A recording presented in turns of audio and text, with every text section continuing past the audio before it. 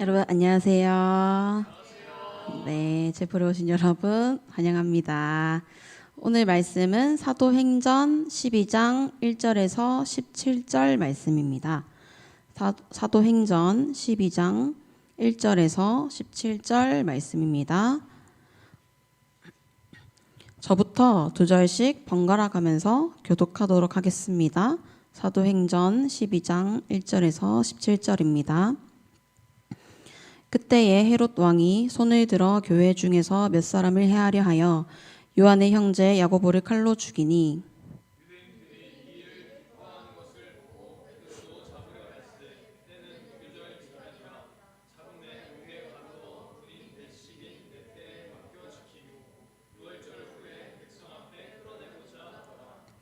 이에 베드로는 옥에 갇혔고 교회는 그를 위하여 간절히 하나님께 기도하더라.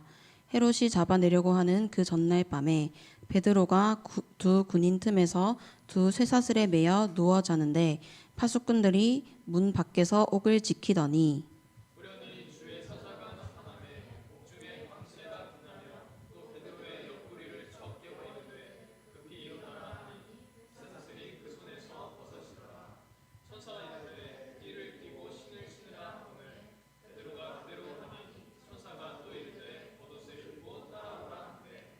베드로가 나와서 따라갈새 천사가 하는 것이 생시인 줄 알지 못하고 환상을 보는가 아니라 이에 첫째와 둘째 파수를 지나 시내로 통한 쇠문에 이르니 문이 저절로 열리는지라 나와서 한 거리를 지나매 천사가 곧 떠나더라.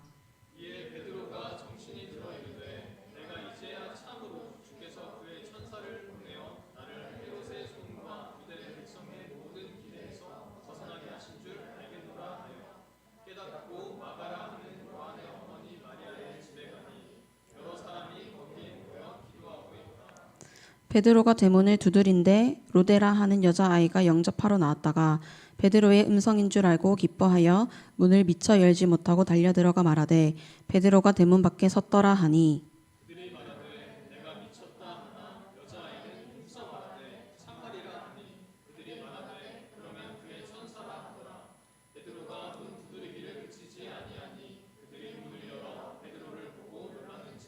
함께 읽겠습니다. 베드로가 그들에게 손짓하여 조용하게 하고 주께서 자기를 이끌어 옥에서 나오게 하던 일을 말하고 또 야고보와 형제들에게 이 말을 전하라 하고 떠나 다른 곳으로 가니라. 아멘. 네, 오늘 말씀은 헤롯이 야고보를 죽였고 그리고 베드로까지 죽이기 위해 잡아들이는 것으로 시작합니다. 그런데 헤롯이 왜 야고보를 죽였고 또 이제는 베드로까지 죽이려고 하는 것일까요? 그래서 우리가 오늘 좀 본문을 이해하려면 헤롯이라는 인물에 대해서 이렇게 좀 알 필요가 있는 것 같습니다. 당시에 이스라엘은 로마 식민 지배를 받고 있었어요. 거기서 이제 로마가 이스라엘을 좀 다스리기 위해서 분봉왕을 이제 보내는데 그 왕이 오늘 나오는 헤롯 왕인 거죠. 이제 뭐 분봉왕은 이제 영주 같은 그런 개념인데 나눌 분 뭐 이런 걸 쓰거든요. 영주 같은 개념인데 이제 좀 지위는 영주보다 높은 왕 같은 좀 그런 위치예요. 그러니까 이제 로마가 이스라엘에게 왕을 파견한 좀 그런 왕인 거죠. 존재인 거죠. 그리고 이제 로마의 입장에서 식민지를 좀 잘 다스리기 위해서는 로마 친화적인 그런 왕을 세워야겠죠. 그래서 이 헤롯은 로마 친화적이고요. 그리고 또 하나는 그 식민지 사람을 왕으로 세워야 그 식민지의 반발이 없겠죠. 자기들 나라 사람의 왕이니까 반발이 없겠죠. 그래서 헤롯은 친로마적인 그런 성향을 가지고 있는 이스라엘 사람이에요. 로마 사람이 아니라 이스라엘 사람입니다. 그래서 헤롯은 항상 이중적이거든요. 왜냐하면 로마 제국과 이 이스라엘, 그 식민지인 이스라엘 사이에 있기 때문에 로마한테도 잘 보여야 되고 이스라엘의 눈치도 보면서 이스라엘의 지지도 받아야 하기 때문이에요. 그런데 헤롯은 유대인들, 이 이스라엘의 지지를 전폭적으로 받는 사람은 아니에요. 왜냐하면 헤롯의 조상이 에서이기 때문이에요. 갑자기 무슨 에서지? 약간 이런 생각이 들 텐데 나중에 이제 창세기 할 때 여러분들 좀 자세히 배우시고 그냥 쉽게 말하면 이제 순혈이 아니라는 거예요. 이 정통 12가문, 12지파에 속하지 않는 그런 사람이라는 거예요. 그 유대인들은 혈통을 되게 중요시 여겼거든요. 그래서 순혈 유대인 이것을 되게 귀하게 여겼어요. 근데 헤롯은 이제 순혈이 아니다라고 하는 거죠. 헤롯은 그래서 컴플렉스가 있었어요. 헤롯이 이제 이스라엘 왕으로 정권을 잡고 있긴 하지만 민중의 지지도 받지 못하고 또 정치적인 기반도 좀 없이 어디까지나 정치적인 술수로 이 정권을 유지하고 있는 거예요. 그래서 유대인들이 좀 심정적으로 지지를 하고 있지 않으니까 이것이 헤롯에게는 아주 부담이었습니다. 그래서 헤롯이 이스라엘 사람들의 눈치를 많이 봐요. 그래서 헤롯이 좀 이런 정권을 유지해야 하는 이런 입장에서 헤롯의 첫 번째 관심은 당연히 민중의 지지였겠죠. 민심인 거죠. 그래서 어떻게 해야 이 민심을 자기에게로 돌릴 수 있는지 이 에너지를 많이 쏟는 사람이 헤롯이었습니다. 그렇기 때문에 야고보를 죽인 이유도 여기에 있어요. 1절을 보면 이제 그때에라는 이런 말이 나오거든요. 이 시점에 대한 언급이 나와요. 이제 그때에라는 것은 이제 바로 앞장인 11장을 말하고 있는데요. 우리가 저번 챕플에 이 11장을 봤었죠. 이때 안디옥 교회가 이제 성장하면서 그리스도인의 숫자가 폭발적으로 이렇게 늘어나는 그런 걸 봤잖아요. 그런데 이 늘어나는 그리스도인들의 반발하는 많은 유대인들이 있었어요. 거의 뭐 많은이라고 표현했지만 제가 거의 모든 유대인들이죠. 이 유대인들은 이 기독교를 이단으로 취급했고 또 불편해했어요. 저 이단들이 아주 눈에 거슬린 거죠. 그래서 헤롯은 이 유대인들의 불편한 마음을 간파했습니다. 그래서 이제 야고보를 죽이는 것이 옳으냐 그르냐 이것과는 상관없이 야고보를 죽인 거예요. 순전히 이 유대인들의 마음을 얻기 위해서 말이에요. 그리고 또 오늘 본문을 보면 야고보를 칼로 죽였다 하거든요. 그래서 이 묘사는 이 죽음이 정확히 불법이라는 것을 드러내고 있어요. 유대인들은 칼로 처형을 못하게 돼 있거든요. 그리고 칼로 이렇게 죽이는 것을 아주 수치스럽게 여기는 로마식 처형법이었어요. 그래서 야고보를 죽일 때는 신문도 없었고요. 합당한 변호의 기회도 없었고요. 재판도 없었어요. 그런데 그럼에도 불구하고 야고보를 죽이니까 그때 유대인들의 반응을 3절에서 보면 기뻐했다. 이렇게 하고 있어요. 기뻐했다는 거예요. 제 3절을 다시 읽어보겠습니다. 유대인들이 이 일을 기뻐하는 것을 보고 베드로도 잡으려 할세 때는 무기적이거든요. 그래서 헤롯은 야고보를 죽인 것이 유대인들을 아주 크게 만족시켰다는 것을 알게 됐어요. 이 기뻐하는 유대인의 반응을 봤어요. 그것을 목격해 버렸어요. 그래서 어떻게 보면 자기를 좀 탐탁지 않아 하는 그런 유대인들이었는데 자기에 대한 이 긍정적인 반응에 헤롯은 좀 자신감을 얻었어요. 또 이제 약간 좋은 반응이 오니까 흥분한 것 같기도 해요. 그래서 헤롯은 유대인들의 마음을 더 강하게 얻기 위해서 당시 교회의 최고 지도자였던 베드로까지 잡아서 죽이려고 하는 거예요. 그런데 이 정치적인 좀 더듬이가 헤롯이 많이 발달했거든요. 이 헤롯은 베드로를 무교절에 체포해요.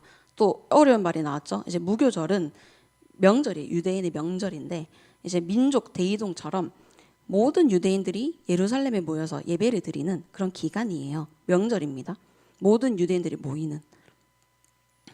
그래서 헤롯은 모든 이 유대인들이 모였을 이 시기에 모든 민중들 앞에서 베드로를 처형시키고 이렇게 하면서 자신을 드러내고 큰 민심을 얻을 이 계획을 가지고 있었던 거예요.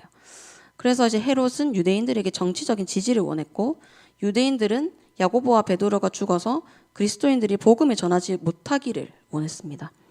헤롯은 자신이 얻고 싶은 것을 얻기 위해 유대인들이 원하는 것을 자기가 대신해서 행동했고요. 유대인들은 그에 대한 반응으로 정치적인 지지를 줬습니다. 기뻐했잖아요. 지지를 줬어요. 그런데 이 유대인들이 헤롯에게 준 이 정치적인 지지, 이 반응은 헤롯이 또 다른 생명을 죽이고자 하는 베드로를 죽이고자 하는 이 마음을 부추기고 자극했습니다. 여러분, 헤롯이 유대인들에게 얻고자 하는 이 욕망이 있었기 때문에 유대인의 욕망에 따라 움직일 수밖에 없습니다. 여러분, 세상 속에서 얻고자 하는 욕망이 있는 사람은 세상의 욕망에 따라 움직일 수밖에 없습니다. 여러분, 그런데 이 세상은 그 욕망의 기준이 없는 것 같아요. 아니, 더 정확히 따지면 각 사람마다의 유익이, 각 사람마다의 이익이 욕망의 기준인 것 같아요. 제가 아니라 내가 잘 되는 것, 그것이 기준입니다. 그래서 세상의 이 기준은 결국은 악할 수밖에 없습니다. 모든 사람이 항상 최우선순위로 자신을 두기 때문에, 자기만을 사랑하기 때문에 이 여러 악함이 혼잡한 것이 이 세상입니다. 결국 이 세상은 죄가 가득할 수밖에 없는 그런 원리로 돌아가고 있어요. 헤롯은 유대인들에게 받고 싶은 것이 있었기 때문에 유대인들을 위한 행동 대장이 되어서 적극적으로 베드로도 죽이려 하고 있습니다. 여러분, 우리도 세상의 것을 쫓다 보면 사실은 죄를 위한 행동 대장이 될 수밖에 없습니다. 세상의 니즈를 채워줘야 세상이 나의 니즈를 채워주기 때문에 세상이 원하는 대로 살 수밖에 없어요. 세상의 것을 쫓다 보면 그것을 쫓는 우리의 기준도 사라지고 세상의 기준으로 재정립됩니다. 세상을 위한, 그리고 죄를 위한 행동 대장이 되는 것입니다. 여러분, 혹시 초심자의 행운을 아나요? 게임에서도 이제 레벨 1 처음 게임 시작할 때 뭐 초심자의 행운 이런 아이템 주고 막 이렇게 하잖아요. 그래서 저는 보통 볼링 하거나 당구 이런 거 칠 때 초심자의 행운을 좀 많이 보거든요. 뭐 볼링을 진짜 처음 치는 사람이 난생 처음인데 스트라이크 한 4번 연속 치는 걸 제가 봤거든요. 그 자세도 엉망이고 뭐 경험도 없는데 스트라이크 4번 연속 치더라고요. 이게 초심자 행운이에요. 그래서 이런 경험이 있는 사람은 다음에 또 볼링 치자 하면 좋아하겠죠. 가자 이렇게 당연히 그렇게 하겠죠. 더 하고 싶을 거예요. 그런데 죄도 마치 우리에게 이렇게 일하는 것 같아요. 내가 원하는 것을 나에게 주어서 우리의 마음을 신나게 만들어요. 우리가 욕망하는 것을 줘서 만족하게 만듭니다. 그리고 다음에 또 그렇게 하도록 만들어요. 마치 이 헤롯이 볼 때 백성들의 이 반응이 만족스럽고 또 그 반응에 자신감을 얻어서 또 신나서 만족스러워서 베드로까지 죽이려고 했듯이 말이에요. 여러분, 우리도 입으로는 고상한 말들을 좀 내뱉지만 사실은 세상 속에 내가 진짜 원하는 것이 있어서 사실은 이 세상의 반응에 따라서 움직이지 않나요? 우리는 그 세상이 주는 니즈 그리고 그 반응을 얻기 위해서 세상의 행동 대장이 됩니다. 여러분, 우리의 니즈는 뭔가요? 우리가 원하는 것이 하나님께 있나요? 사실은 우리는 세상에 니즈가 있기 때문에 세상이 내가 원하는 것을 채워주고 긍정적인 반응을 주면서 인정해 줄 때 우리는 흥분하지 않나요? 또 신나지 않나요? 그래서 더더욱 세상에 좋은 반응을 얻기 위해서 세상을 위한 일꾼이 됩니다. 그런데 여러분, 이 세상의 기준을 보면 옳고 그름을 알지 못하는 그런 기준이에요. 그리고 선한 기준이 아닙니다. 오로지 자신만을 위한, 지독히 각자의 자기 사랑에 빠져 있는 자기 사랑을 위한 기준입니다. 그래서 사실 세상은 우리가 세상에서 뭔가를 원할 때 우리에게 죄를 요구합니다. 죄의 행동 대장이 되기를 요구합니다. 여러분, 만약에 내 이미지가 좋아졌으면 하는 그런 욕망을 가졌을 때 죄는 다른 사람을 내려치기 하고 나를 올려치기 해서 좋은 이미지를 갖게 하는 것 같아요. 또 내 이미지를 갖게 하기 위해서 거짓으로 나를 꾸며내서 다른 사람과의 관계에 간극이 생기게 합니다. 또 학과 공부를 잘하고자 할 때, 그런 욕망을 가질 때 죄는 저 사람보다 더 잘하기 위해서 경쟁심을 가지게 하고 질투를 유발시켜 미워하게 만들어요. 또다시 사람과 간극이 생기게 하죠. 또 친구와 친해지고 싶을 때도, 관계적으로 친해지고 싶을 때도 마찬가지예요. 죄는 친한 사람들로 이 무리를 만들어서 그 속에 네 사람을 만들어서 또 다른 한두 사람을 소외시켜요. 이처럼 죄는 다른 사람을 상처 입히고 또 우리 자신을 우리 자신 속에 홀로 고립시킵니다. 마치 우리 바로 눈앞에 이 거울을 두면 나밖에 안 보이잖아요. 이렇듯 내가 얻을 이 이익에만 집중시키고 수단과 방법을 가리지 않게 합니다. 다른 사람과 관계를 끊어버려요. 마치 헤롯이 백성들에게 좋은 반응과 민심을 얻기 위해서 다른 생명을 더 죽이려고 하는 것처럼 말이에요. 백성들은 민중의 지지를 헤롯에게 주는 대신 베드로의 생명을 또 살인을 요구하고 있습니다. 죄는 우리가 원하는 것을 주는 대신 죄를 더 요구하고 자기 사랑을 더 요구하면서 다른 사람과의 관계에서 진정성을 사라지게 합니다. 여러분, 그런데 이미지를 관리하는 거, 학과 공부를 잘하고자 하는 거, 친구를 사귀려고 하는 것 자체가 죄는 아니에요. 그런데 이런 욕망을 세상에서 찾고 있다는 것이 우리의 큰 문제점이라는 거예요. 여러분, 우리의 이 니즈와 욕망은 어디로 향하고 있나요? 하나님을 향하고 있나요? 세상을 향하고 있나요? 우리의 이 니즈가, 우리의 이 원함이 하나님을 향하기를 원합니다. 하나님의 그 선하심 속에서 우리의 니즈를 구하기를 원합니다. 내 이미지가 좋아지길 원한다면 다른 사람을 내려치기 하는 게 아니라 자기 관리를 성실히 하는 겁니다. 학과 공부를 잘하고자 한다면 저 사람이 미워하는 게 아니라 정직하게 열심히 공부하는 거예요. 그리고 친구와 친해지고 싶은 그 마음은 소외받는 저 사람도 마찬가지예요. 그렇다면 소외받는 사람 없이 모두가 한 무리가 되면 됩니다. 헤롯도 마찬가지예요. 하나님의 이 선하심 속에 있었다면 백성의 민심을 사기 위해서 생명을 죽이는 게 아니라 오히려 유대인들을 위한 좋은 법안을 만들고 좋은 정책을 구상하면 됩니다. 노후된 도시를 다시 재건한다던가 길거리에 떠돌아다니는 사람들을 위한 복지를 시작했을 수도 있어요. 그런데 헤롯의 욕망은 세상과 죄의 기반이 되어 있기 때문에 한 사람을 죽였고요. 그리고 한 사람을 죽였지만 또 한 사람을 죽이려는 이 선택을 하고 있는 거예요. 여러분, 우리 각자에게 원하는 것들이 있을 거예요. 이 욕망을 하나님 안에서 이 보따리를 풀기를 원합니다. 죄로 얻는 게 아니라 하나님의 이 선하심 속에서, 그리고 사람들과의 화목한 관계 속에서 구하기를 바랍니다. 죄는 이타적이지 않습니다. 자기 자신만을 향하기 때문에 100% 확률로 다른 사람을 상처 입힙니다. 하나님은 그것을 원하지 않아요. 하나님은 우리 한 명 한 명을 사랑하시되 마치 한 사람만 사랑하시는 것처럼 우리를 사랑하시거든요. 그 하나님이 우리 자신도 그렇고요.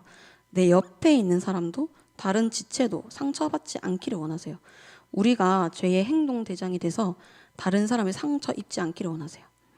여러분, 또한 하나님은 우리 마음의 소원을 다 아시는 분입니다. 우리의 이 머리카락 개수까지도 다 안다, 이렇게 하시거든요.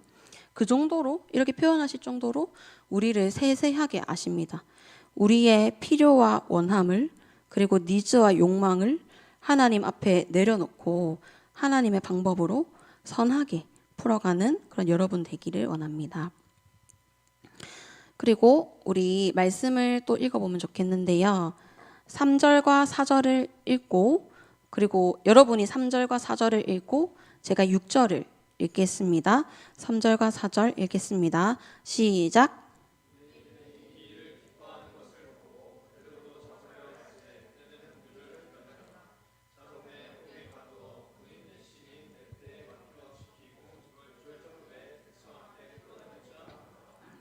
제가 6절 읽겠습니다. 헤롯이 잡아내려고 하는 그 전날 밤에 베드로가 두 군인 틈에서 두 쇠사슬에 매여 누워 자는데 파수꾼들이 문 밖에서 옥을 지키더니, 네, 헤롯은 베드로를 체포했어요. 헤롯이 이제 베드로를 죽이려는 이유는 자신의 정치 생명 때문이었죠. 그래서 헤롯은 이 일을 아주 엄중하게 진행합니다. 얼마나 이 일을 엄중하게 또 중요하게 대하냐면, 나중에 베드로가 도망쳤을 때 이 감옥을 지키던 자들에게 죄를 물어서 그 군인들까지 다 죽이거든요. 그럴 정도로 아주 중요하고 엄중하게 대하고 있습니다. 그만큼 베드로는 정말 빠져나갈 수 없는 이런 상황으로 몰려가고 있어요. 4절을 제가 또 일부를 읽어보겠습니다. 4절. 잡음에 옥에 가두어 군인 넷씩인 네패에 맡겨 지키고. 군인 넷씩인 네패, 이런 말은 이제 4명씩 사교대로 베드로를 지킨다는 말이에요. 4명씩 사교대니까 총 16명이겠죠. 그래서 한 사람을 감시하는 데 붙인 인원이 16명이나 된다는 거예요. 그리고 이제 사교대면 1시간마다 6시간을 보통 근무하는 거잖아요. 근데 우리 현대 보통 근로시간이 하루 8시간이잖아요. 이 8시간보다 2시간이나 더 짧은 6시간, 짧은 시간이에요. 그러면 얼마나 이 순찰의 집중력이 높을까요? 그리고 헤롯이 이 일을 정말 중요하게 다루고 있기 때문에 군인들도 군기가 잡혀 있고 긴장하면서 베드로를 지키고 있는 그런 상황입니다. 그리고 제가 6절을 또 읽어보겠습니다. 헤롯이 잡아내려고 하는 그 전날 밤에 베드로가 두 군인 틈에서 두 쇠사슬에 매여 누워 자는데 파수꾼들이 문 밖에서 옥을 지키더니 베드로가 두 군인 틈에서 두 쇠사슬에 매였다고 합니다. 즉 이 오른손에 찬 수갑은 또 다른 군인의 이제 왼손에 같이 이렇게 차 있겠죠. 그리고 베드로의 왼손에 찬 수갑은 또 다른 군인의 오른손에 차 있겠죠. 그래서 양옆에 각 다른 군인들의 이 손목이랑 같이 이 수갑이 차 있는 거예요. 그런데 이제 손이라는 게 뭐라도 할라 치면 무조건 사용하는 게 이게 손이잖아요. 근데 손목에 묶여서 아무것도 하지 못하고 거기다가 감시자가 양옆에 딱 달라붙어 있습니다. 심지어 이제 문 앞에서 또 다른 두 명의 파수꾼들까지도 베드로를 지키고 있다고 합니다. 그리고 이제 이 베드로가 갇혀 있는 감옥은 지하 3층으로 보거든요. 당시에 이제 지하 3층이라고 하면 감옥 중에서도 가장 깊은 감옥이에요. 근데 여기는 누가 보통 가두어지냐면 중범죄자 그리고 사형을 앞둔 죄수들만 갇히는 곳, 아주 깊은 곳. 이곳이 지금 베드로가 갇혀 있는 곳입니다. 여러분, 이곳에서 탈출할 틈이 조금이라도 보이시나요? 네, 안 보이죠? 베드로의 양손은 같이 묶여 있고 또 문 앞에는 또 다른 병사 2명이 지키고 있고 가장 깊은 감옥에 갇혀 있어요. 여러분, 베드로는 이곳에서 결코 탈출할 수 없습니다. 정말 일말의 가능성조차도 없습니다. 모든 가능성이 봉쇄된 곳이 이곳이에요. 내일이면 처형대로 끌려가서 사형당할 그 일만 남은 상황입니다. 베드로에게 보이는 것은 이 습한 곰팡이와 지하 3층의 이 깜깜한 벽, 이것밖에 없는 거예요. 베드로는 살아날 가능성이 없어요. 여러분, 그리고 이런 외부적인 상황을 봤고요. 또 오늘 말씀을 보면 베드로의 심리 상태도 우리가 좀 유추할 수 있거든요. 우리가 방금 읽었던 6절을 다시 보면 6절 중간쯤에 보면 베드로가 쇠사슬에 매여 누워 자고 있다. 이렇게 이야기하고 있습니다. 여러분, 그런데 여러분이라면 이 상황에 잠이 올 것 같아요? 네, 안 올 것 같죠? 오히려 더 못 잘 것 같죠? 일단 고문당해서 몸이 아프고 그리고 바닥도 너무 이렇게 뭔가 불편하고 잠자리도 그리고 내일 당장 사형을 당하는데 마음이 불안하고 긴장되고 힘들고 그래서 내가 어떻게 죽을까 상상하게 되고 그래서 더 잠을 못 잘 것 같잖아요. 그런데 베드로는 잠이 들었어요. 심지어 아주 깊게 잠이 들었어요.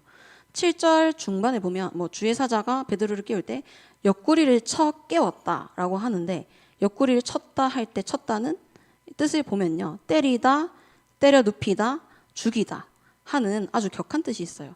그러니까 베드로가 아주 깊은 잠에 빠져 있었기 때문에 베드로의 옆구리를 아주 세게 쳐서 깨운 거예요. 베드로는 잠들었는데 아주 깊게 잠들어 있어요. 이런 베드로의 상태는 베드로의 마음을 아주 잘 대변해 주는 것 같습니다. 베드로는 탈출할 의지가 없는 거예요. 그가 할 수 있는 게 아무것도 없기 때문에 베드로는 오히려 잠들었어요. 깨어서 계획조차 할 수 없는 깊은 이 암흑의 상황이기 때문에 아무것도 하지 못하고 그저 잠들 수밖에 없었습니다. 여러분, 우리도 우울하고 무기력한 그런 상황일 때 아무것도 하지 못하고 누워만 있잖아요. 누워서 멍 때리고 잠이 극도로 많아집니다. 현실을 회피하기 위해서죠. 사람이 현실을 회피할 때 가장 큰 증상 중에 하나가 잠자는 거다 하더라고요. 많이 자는 거다 하더라고요. 엄청난 스트레스 상황 중에서 현실을 마주할 수 없고 회피할 때 잠이 아주 많아진다고 합니다. 그래서 베드로는 한치 앞도 손가락 까딱할 수 없는 이 억압되고 무기력한 이 상황 속에서 잠들었습니다. 작은 희망조차도 없고 스스로 아무것도 할 수 없는 또한 아무 의지조차도 가질 수 없는 채로 잠들었습니다. 그리고 우리 7절에서 10절을 또 읽어봤으면 좋겠는데요. 제가 7절, 8절을 읽고 여러분이 9절, 10절을 읽겠습니다. 호련히 주의 사자가 나타나매 옥중에 광채가 빛나며 또 베드로의 옆구리를 쳐 깨워 이르되 급히 일어나라 하니 쇠사슬이 그 손에서 벗어지더라.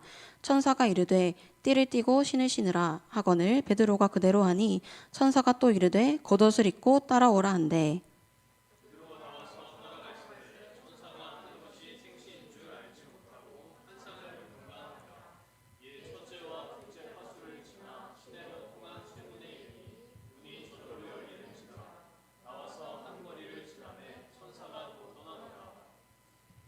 네, 이 베드로가 무기력하게 잠들어 있을 때 7절에 보면 호련히 주의 사자가 등장했다고 합니다. 호련히, 이 호련히는 이제 영어 성경으로 보면 suddenly 이런 뜻이에요. 그리고 다른 번역본, 뭐 새번역, 공동번역, 뭐 이런 것들 번역본들을 다 봤는데 다른 번역본들 모두가 호련히를 어떻게 번역하냐면 그런데 갑자기, 그런데 갑자기, 그런데 갑자기 이렇게 번역하고 있더라고요.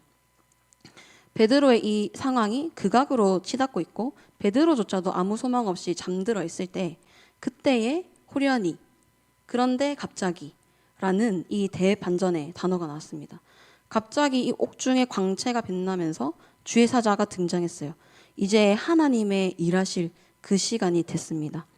베드로는 인생의 끝자락에 서 있습니다. 여기엔 어떤 여지도 없고요. 이렇게 그냥 끝나는 것처럼 보이집니다. 인간의 어떤 수단도 작용할 수 없는 그런 상황입니다. 그래서 아까 우리 오늘 성경을 보면 얼마나 철저히 갇혀 있는지 성경 기자가 아주 세밀하게 기술되어 있잖아요. 그런데 이 모든 것을 한꺼번에 뒤엎어버리는 단어 호련히, 그런데 갑자기 이것이 등장하면서 상황이 반전됩니다. 이 캄캄하고 습기찬 이 지하 3층 감옥에 광채 빛이 났어요. 이것이 하나님의 등장입니다. 지하 이 3층이라는 빛 한 점 들지 않고 횃불을 밝혀도 밝혀지지 않을 이곳에서조차도 하나님께서는 광채를 비추실 수 있으십니다. 하나님은 호련히 등장하시고 베드로를 적극적으로 구출해내십니다. 하나님은 먼저 자고 있는 베드로를 깨우셨어요. 당사자인 베드로도 깊이 잠들어 있는 이 상황에 강하게 깨우셨습니다. 그리고 베드로를 꼼짝도 하지 못하게 하던 손에 참 이 수갑이 저절로 벗겨졌어요. 그리고 베드로에게 띠를 띠어라, 신을 신어라, 겉옷을 입고 따라오라고 명하셨습니다. 당시 이 옷 스타일은 띠를 반드시 띄어야 좀 걸을 수 있는 그런 스타일이라고 하더라고요. 그래서 탈옥에 용이하고 또 밖에 나갔을 때도 의심받지 않는 그런 복장이 됐습니다. 베드로는 하나님의 이 일방적인 지시에 따라 움직였어요.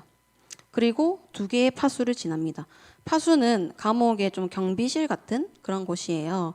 이것을 지나가다가 걸릴 수도 있는 거죠. 그런데 이곳을 마치 투명 인간처럼 스무스하게 지납니다. 그리고 시내로 통한 쇠문이 저절로 열렸고 베드로는 그 문을 통과해 시내로 나갔습니다. 쇠문은 말 그대로 쇠로 만든 문이에요. 그 어떤 바람에도 결코 열릴 수 없는, 우연히 열릴 수 없는 문이 쇠문이에요. 이 문은 물리적인 힘이 아닌 다른 곳으로는 열릴 가능성이 없어요. 그런데 그럼에도 쇠문이 저절로 열렸고 베드로는 아주 부드럽게 탈출에 성공합니다. 그리고 제가 11절을 읽어보겠습니다. 이에 베드로가 정신이 들어 이르되 내가 이제야 참으로 주께서 그의 천사를 보내어 나를 헤롯의 손과 유대 백성의 모든 기대에서 벗어나게 하신 줄 알겠노라 하여. 네, 베드로는 멍한 상태로 하나님의 이끄심에 끌려 나왔어요. 11절 초반에 보면 이에 베드로가 정신이 들어 이르되 이렇게 하고 있거든요. 탈출하고 시내에 나와서야 정신을 차렸어요. 여러분, 베드로는 일방적인 하나님의 구출에 이끌려 따라갔습니다. 하나님은 베드로에게 아주 적극적으로 일하셨어요. 이 말은 뭐냐면 이 탈옥을 위해 베드로가 한 게 하나도 없다는 말이에요. 이 모든 것에 베드로의 계획이나 베드로의 의지나 베드로의 힘이 하나도 없습니다. 단언컨대 하나도 없어요. 베드로가 계획한 게 하나도 없고 감히 빠져나갈 궁리도 못했습니다. 이 모든 것은 하나님의 일하심인 것입니다. 그리고 11절 중반에 또 제가 다시 한번 읽어보겠습니다. 내가 이제 참으로 주께서 그의 천사를 보내어 나를 헤롯의 손과 유대 백성의 모든 기대에서 벗어나게 하신 줄 알겠노라. 헤롯의 손과 모든 백성의 모든 기대라는 것은 이제 베드로가 죽기를 기대했다 하는 그런 기대예요. 유대인들은 베드로를 죽임으로 인해서 이 이단으로 보이는 기독교가 사라지기를 원했고 예수님을 믿는 사람들이 사라지기를 원했고 복음이 전해지지 않기를 원했어요. 그것 때문에 베드로가 눈에 가시였던 거죠. 이 절대 다수들은 베드로가 죽기를 원했지만 하나님께서는 베드로가 죽기를 원하지 않으셨습니다. 하나님은 그 뜻대로 베드로를 구하셨어요. 여러분, 우리도 신앙인으로 살 때 이런 시선을 받게 될 거예요. 뭐 물론 우리의 어떤 생물학적인 생명, 진짜 이 생명, 이 죽기를 바라는 것은 아니겠지만 우리가 캠퍼스에 나가서 전도할 때 제발 말 걸지 말고 좀 가줬으면 하는 그들의 그 마음과 불편한 시선들이 우리의 마음을 조금씩 위축되게 하고 우리의 이 신앙의 생명력을 조금씩 갉아먹을 거예요. 전도도 하지 말고 신앙을 드러내지도 말고 조용히 그냥 살아주기를 바라는 그 마음이, 그리고 그들의 삶과 상관없는 삶을 살아줬으면 하는 그들의 마음이 우리가 캠퍼스를 사랑하는 그 생명력을 사그라뜨릴 거예요. 그런데 우리는 사실 우리 사람에게 좋은 소식인 복음이라는 좋은 것을 주는 것이고, 그래서 밥도 이렇게 사주고 이렇게 하는 것인데, 사실은 우리에게 드는 마음은 그들이 우리에게 드는 마음은 밥 안 사줘도 되고 좋은 거 안 줘도 되니까 신경 쓰지 마라 하는 그런 마음일 거예요. 우리와 상관없기를 바라는, 신앙과 상관없기를 바라는 그런 마음, 그리고 그런 냉대 시선을 받게 될 거예요. 여러분, 하지만 하나님은 베드로가 살기를 원하셨어요. 아주 적극적으로 베드로가 살기를 원하셨습니다. 이것이 하나님의 마음입니다. 세상이 우리를 거절하고 다가가지 못하도록 벽을 세우고 또 눈빛으로 또 말로 또 무시하면서 상처 입힐 수 있지만 그 상처의 감옥에서 나오게 하시는 것은 하나님입니다. 하나님은 죽음 직전에 아무런 소망이 없을 그 상황에서 오히려 빛이 되십니다. 우리의 눈으로 보기엔 어떤 가능성도 없어 보이지만 하나님은 스스로 빛이 되셔서 가능성이 되어주시고 길이 되어주십니다. 여러분, 베드로의 입장에서도 길이 없었어요. 물론 감옥에서 밖으로 나가는 길이 있긴 하지만 베드로에게는 나갈 수가 없는 길이나 마찬가지였습니다. 하지만 하나님은 오직 하나님만이 하실 수 있는 그 구원의 길을 보여주셨고 베드로를 나오게 하셨어요. 사형 전날에 그를 구출하셨어요. 하나님이 우리에게도 결국 우리의 이 상한 마음을 그 우울과 상처의 굴에서 완벽하게 나오게 하실 거예요. 하나님은 우리가 살기를 원하십니다. 우리의 마음도 살기를 원하셔서 우리의 상한 마음이 그 감옥 속에 그대로 있기를 원하지 않으십니다. 그리고 우리 공동체에도 같은 마음을 가지고 계세요. 우리 공동체가 죽어가는 공동체가 아니라 살아있어 생명력 넘치는 그런 공동체가 되기를 원하십니다. 우리 공동체가 하나님 한 분 아래에서 만들어진 그런 공동체인데 아무래도 사람이 모인 곳이니까 우리의 방향성이 말씀과 벗어날 때도 있을 것 같아요. 하지만 하나님은 결코 우리를 그대로 두지 않으실 거예요. 우리 공동체를 사랑하시기 때문에 반드시 말씀으로 우리를 가르치실 겁니다. 그리고 우리는 선교단체예요. 계속해서 사람이 들어오지 않으면 우리의 정체성은 상실된 거나 마찬가지입니다. 하지만 하나님은 이것 또한 그대로 두지 않으실 거예요.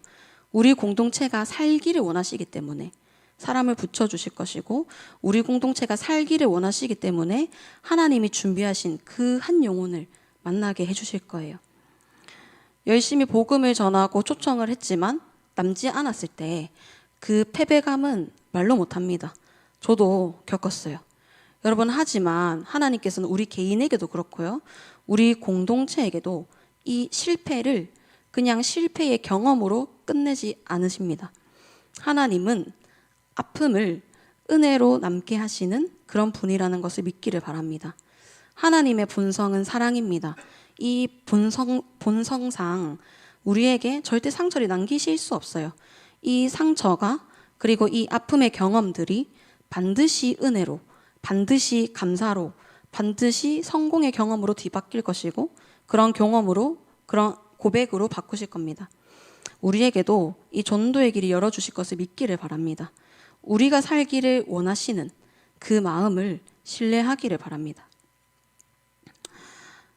그리고 이제 오늘 본문의 마지막 이야기를 보려고 하는데요. 이제 베드로가 감옥에서 탈출했을 때 그때 마침 사람들이 모여서 기도를 하고 있었어요. 12절을 제가 읽어보겠습니다. 마가라 하는 요한의 어머니 마리아의 집에 가니 여러 사람이 거기에 모여 기도하고 있더라. 여러분, 그런데 오늘 본문은 샌드위치 형식으로 돼 있어요. 베드로가 감옥에 갇힌 이 이야기를 앞뒤로 둘러싸고 있는 한 포인트가 있습니다. 그것이 뭘까요? 5절을 또 제가 읽어보겠습니다. 이에 베드로는 옥에 갇혔고 교회는 그를 위하여 간절히 하나님께 기도하더라. 베드로를 구출하셨던 이 하나님의 일하심 앞뒤에 공동체의 기도가 샌드위치처럼 앞뒤에서 둘러싸고 있습니다. 여러분 어떤 뉘앙스가 느껴지시나요? 네, 맞아요. 하나님이 베드로의 생명을 구출하신 것은 공동체의 기도로부터 유발되었다는 겁니다. 5절에 보면 교회는 그를 위하여 간절히 하나님께 기도하더라. 간절히 기도했다고 합니다. 간절히라는 이 단어는 예수님께서 겟세마네 동산에서 하나님께 기도하실 때 그 장면을 묘사할 때 사용된 표현이에요. 마치 예수님께서 하나님께 간절히 기도하셨던 것처럼 공동체는 베드로를 위해서 간절히 기도했다라고 하고 있습니다. 하나님은 공동체의 간절한 기도를 통해서 일하셨어요. 여러분, 하나님의 일하심을 믿으며 기도합시다. 하나님의 일하심은 우리를 압박하는 그 힘을 이기십니다. 우리를 주눅들게 하는 그 시선들, 우리를 억압하는 것들로부터 벗어나게 하세요. 여러분, 오늘 말씀은 베드로가 고난을 통과하는 이 과정을 보여주고 있어요. 그런데 그 과정을 보면 베드로는 가만히 있지만 베드로가 가만히 있는 것과는 상관없이 교회가 계속해서 베드로를 위해서 간절히 기도하고 있었습니다. 베드로의 이 눈앞에 보이지 않는 그런 상황에서도 기도가 계속되고 있었고요. 그리고 이를 통해 하나님이 일하셨습니다. 여러분, 그런데 이들의 기도에는 믿음이 없어 보여요. 13절에서 16절을 보면 이런 이야기거든요. 탈출한 이 베드로가 사람들이 모여서 기도하고 있는 이제 그 가정교회를 보이는 그 집 문을 이렇게 두드려요. 열어달라고. 그런데 그것을 이제 로데라는 여자 하녀가 들었고 이제 베드로의 목소리라는 것을 알아챘어요. 그런데 너무 놀래서 문도 미처 못 열어주고 이제 기도하던 사람들에게 달려가 베드로가 왔다 이렇게 한 거죠. 근데 그때 그 기도하던 사람들의 반응은 어떠냐면 니 미쳤다. 무슨 뭐 베드로냐 이렇게 하거든요. 말도 안 되는 소리 하지 말라 이렇게요. 그러자 하녀는 또다시 아니다 진짜 베드로 맞다 이렇게 하니까 또 사람들의 반응은 아 그럼 베드로의 천사다 이렇게 하고 있어요. 이때 당시 사람들은 한 사람당 천사 한 명이 이렇게 지켜주고 있다 이렇게 믿었거든요. 그래서 이제 베드로의 천사가 왔다라고 하는 것은 이제 베드로가 죽어서 그의 천사가 왔다 이런 의미인 거죠. 그래서 이 기도하던 사람들은 베드로가 무사히 석방되기를 기도했지만 하나님께서 이것을 이루실 것에 대한 그 믿음은 없었어요. 그런데 그래서 이 하나님의 등장하셨던 홀연히 그런데 갑자기 이것이 더 감동인 것 같아요.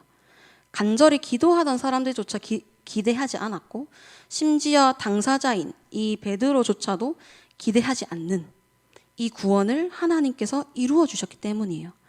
이 순간은 이 좁아진 시선이 확장되는 그런 타이밍이에요. 베드로도 감옥에 있을 때 다른 이 공동체가 나를 위해 기도하는 줄 어떻게 알았겠어요?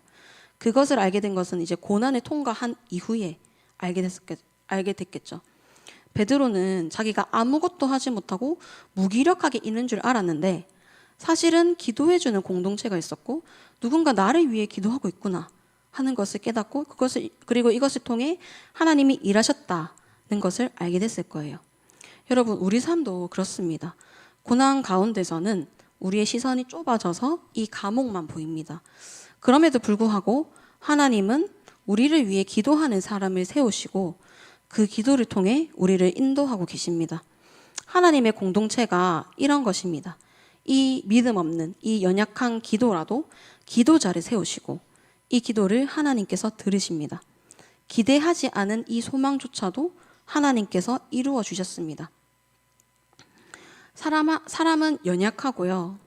그리고 우리 눈앞에 있는 이 물리적인 압박들 그리고 시선들 이런 것에 마음을 잘 뺏깁니다. 소망조차 가지지 못합니다. 하지만 하나님이 이 기도를 통해서 일하시는 그 순간에 이 한 치의 앞밖에 못 보던 우리의 이 시선이 하나님의 시야로 확장됩니다. 우리 이 눈앞에 보이는 고난이 다가 아니라 누군가가 나를 위해 기도하고 있고 하나님은 호련히 그런데 갑자기 일하신다는 것을 우리가 알게 됩니다. 우리의 시선이 확장됩니다. 여러분, 우리도 굳이 보이는 곳에서 기도하진 않지만 서로 기도해 주기를 원합니다. 또 그 기도를 통해서 하나님께서 일하시기를 기대하고 또 소망하기를 원합니다. 고난을 통과한 사람은 그 고난의 때에는 모르지만 나중에 그제서야 알게 됩니다. 나를 위해 기도한 이 공동체가 있었던 걸요. 나의 기도는, 그리고 우리 공동체의 기도는 아무도 못 알아줄 수도 있어요. 하지만 이 기도에 힘이 있습니다. 이번 주에 파이팅 합시다 기도회가 있었습니다. 소수의 인원이 우리 공동체를 위해서 기도를 많이 했어요. 그런데 기도의 효과적인 그런 부분은 잘 모르겠습니다. 하지만 이 기도회를 통해서 씨를 뿌렸어요. 그리고 거두는 것은 우리의 이 기도를 통해 하나님이 거두실 것이고 여러분을 통해 열매 맺을 것입니다. 저는 그렇게 믿습니다. 여러분, 고난은 우리 힘이 아니라 기도와 하나님의 일하심으로 통과하는 것입니다. 여러분, 저 사람이 그리고 내 옆에 지체가 나를 위해서 기도하고 있어요. 내 옆에 지체가 우리 셀을 위해서 기도하고 있습니다. 기도가 우리 공동체 곳곳에서 일어나고 있습니다. 우리가 모르는 곳에서 우리가 보지 못하는 시간에 우리를 위해 기도하는 기도자가 있습니다. 우리 셀들, 로고스, 지하자, 주열매, 무지개, 셀의 전도를 위해서 기도의 소리가 울리고 있습니다. 보이지 않는 이 개인의 기도 장소에서 기도를 하고 있어요. 우리의 이 기도를 통해 하나님이 일하실 것이라 믿고 소망 없는 이 상황에 소망을 가지고 또한 새로운 오늘 그리고 새로운 2023년 1학기, 새 학기의 기대를 가지는 우리 ESFN 여러분 되기를 원하고 또 각자의 자리에서 서로를 위해 기도해주는 우리 ESF 여러분 되기를 원합니다. 제가 기도하겠습니다. 하나님 아버지 감사합니다. 하나님 우리를 이 자리에 불러주시고 또 공동체로 모아주신 그 은혜에 감사드립니다. 하나님 참 우리는 연약하여서 참 우리의 이 상황밖에 보지 못합니다. 하나님 하지만 하나님께서 세워주신 그 기도자가 있음을 믿습니다. 또한 하나님께서 그 기도를 통해 일하실 것을 믿습니다. 참 우리의 이 상황을 보면 매년 소망 없고 매년 참 힘든 마음이 생기는 참 그런 상황들입니다. 하나님 하지만 하나님께서는 우리가 살기를 원하시기 때문에 우리를 사랑하시기 때문에 우리의 공동체를 계속되게 하실 것을 믿습니다.